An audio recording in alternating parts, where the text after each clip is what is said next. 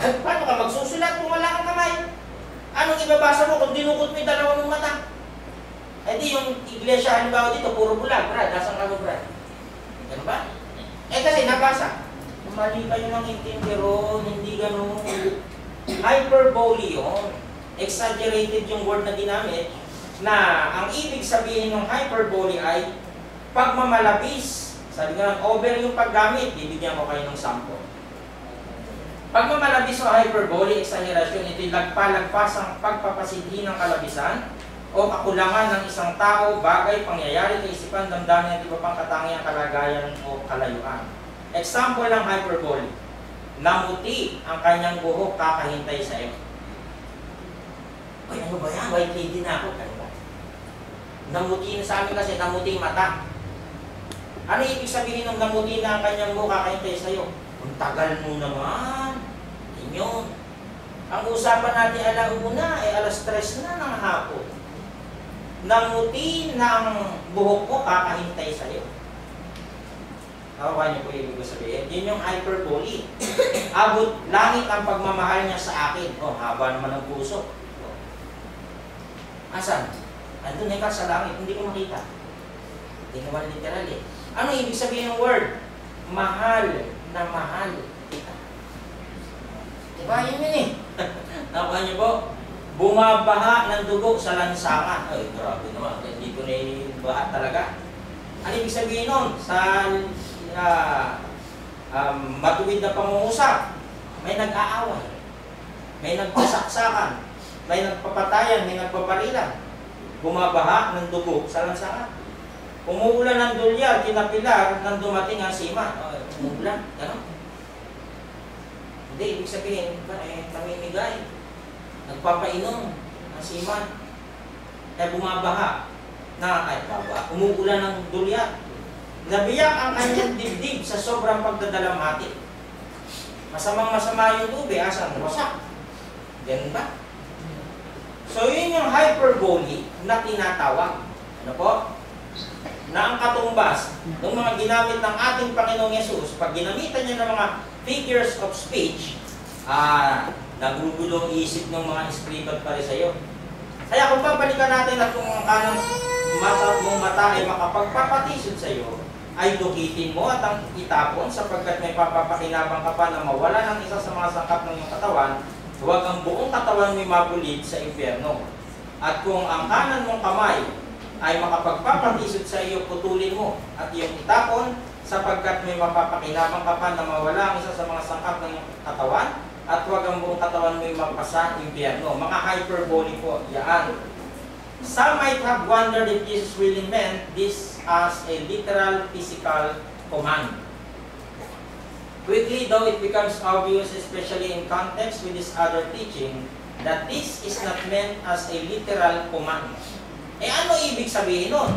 Ito po. Kung ang mata at kamay ay magiging dahilan ng pagkakasala, ito ay magdadala ng kapahamakan sa impyerno. Kaya ang ibig sabihin, kontrolin mo yung mata mo, kontrolin mo yung kamay mo, kontrolin mo yung katawan mo, kontrolin mo yung galit mo, kontrolin mo yung pagnanasa mo. Nakuha po natin? Kontrolin mo siya. Bakit? Mapapanghamak ka niyan, idadalhin ka niya sa impyerno, yung galit mo yan, yung pagnanasa mo na yan. Mauuwi kasi ito sa rape eh. Ito mauuwi sa murder. Kung yun yung magiging dahilan ng pagkakasala, aware ka na doon, stop it. Parang gano'n. Na dahil sa mga masasamang sangkap na ito ng katawan, mapapahamak ang buong katawan sa impyerno. May impyerno ba? Opo. O, yan na naman, pinakita na naman natin yung impyerno, no? Hindi tayo nananakot, ha? May impyerno talaga. Ang dami niyan sa Revelation, pinakita natin. Itatapon dyan yung masasamang tao. Yan ay isang kulungan na pag nadala dyan yung tao, hindi ka na makalalabas dyan. Ano po? Kaya iniiwasan na may mapunta dyan. Hanggat tayo mga buhay, tayo ay pinapangaralan ng magagandang balita. Baka sakali namang mabago ang takbo ng ating pag-iisip at kumilala tayo sa Diyos. At hindi tayo mapunta sa dagat-dagat ng apoy na ito. nasa huli ang pagsisisi. So lust is adultery of the heart, and anger is murder of the heart. Diba? So kung nararamdaman na yan, yung tinatawag na pagnanasa na yan, patayin mo na agad. Patayin yung pagnanasa. At yan ay nangyayari ngayon na usong-uso. Lumalaganap yan sa panahon natin ngayon.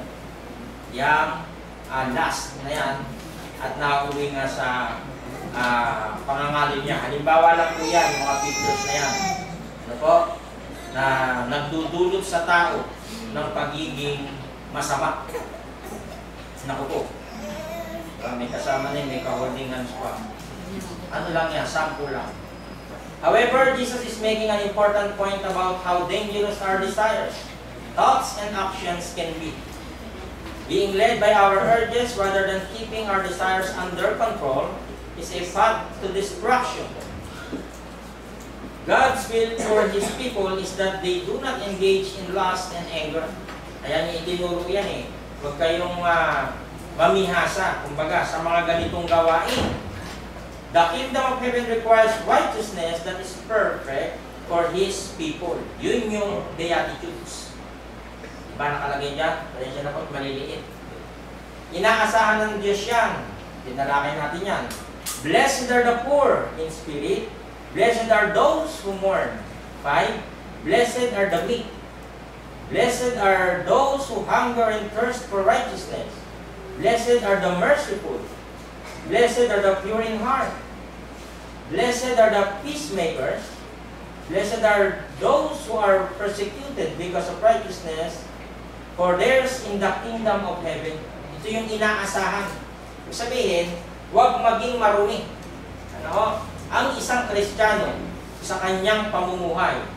Blessed are you when people insult you, persecute you, and say all kinds of evil. Lahat yung mga ginagawa ng mga tao na laban sa atin, sila mananagot niya sa Diyos. God is perfect.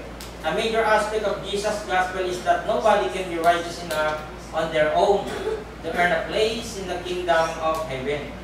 Sa pamamagitan ng ating palagi ang pagbabasa at pag-aaral, malaki ang maitutulong ng salita ng Diyos upang mabago ang ating mga buhay. At ito ang siyang magiging ilaw at daan natin na siyang magtuturo sa atin ng magandang mga mission sa buhay. His mission on earth included dying on the cross as the final blood sacrifice for sin.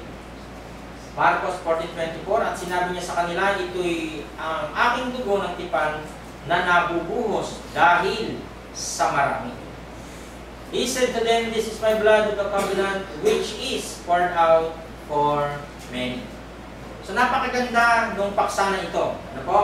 At hindi siya maaaring tapusin dahil kumbaga, natin siya, hinati-hati para gawing paksa. Bahagi pa rin ito ng Sermon on the Mount ng ating Panginoong Hesus at inaasahan niya na ang kanyang mga lingkod ay magagawa ang ganitong mga paraan ng kanyang pangangaral. Sa tagal ng pangangaral na ibinigay ng Panginoong Hesus, tumawag ito ng maraming mga kaluluwa. At ngayon bilang mga Kristiyano sa huling araw, kinukuha nating reference ang mga sinabi ng Panginoong Hesus para i-apply sa ating pang-araw-araw na pamumuhay. Sana po bilang mga tao ng Diyos ay makita natin ng maliwanag ang ibig sabihin ng lahat ng ito na para ito po sa ating ikabubuti. Hindi naman natin pwedeng sabihin na mahirap yan gawin, Brad.